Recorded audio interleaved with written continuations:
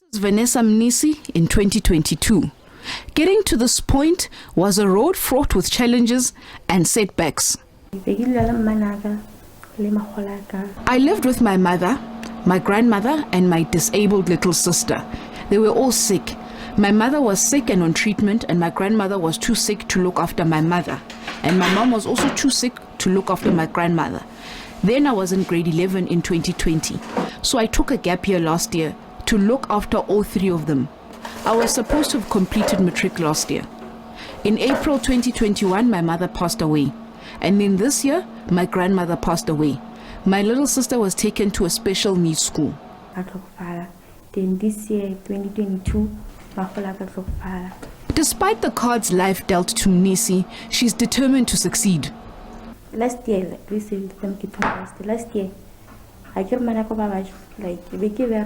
Last year when my mother was sick, I used to work on the farms to pick up tomatoes or plant cabbages. I used to get paid 200 rand whenever they needed laborers. I used to save some of this money so that I could go to school this year. Like sometimes sometimes cabbage.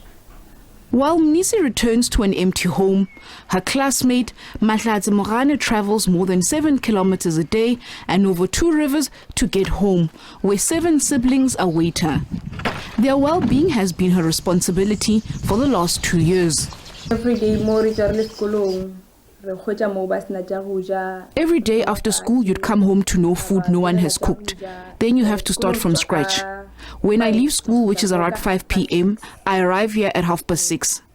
So we've had to teach the younger ones to start making cooking fire so that when I arrive, I can at least start making food. Otherwise, we'll only eat around 10 or maybe 9 p.m.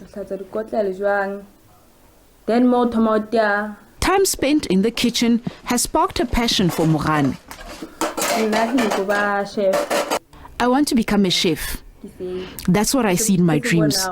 Becoming a chef is something that I can see becoming useful to me. And I also just love cooking.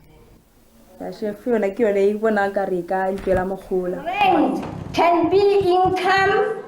A resilient spirit keeps alive the dreams of a better tomorrow for these matriculants and several other classmates living in similar circumstances. Psychologists say that while Mnisi and Komane have overcome many hurdles, their childhood experiences are often scarring.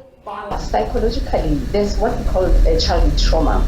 Poverty is one of them, one of those aspects or one of those things that traumatizes, that become traumatic in children's life. They grow up not having an adult around, who will guide them, and they are exposed to all kinds of all these forms of situations that expose them to vulnerabilities.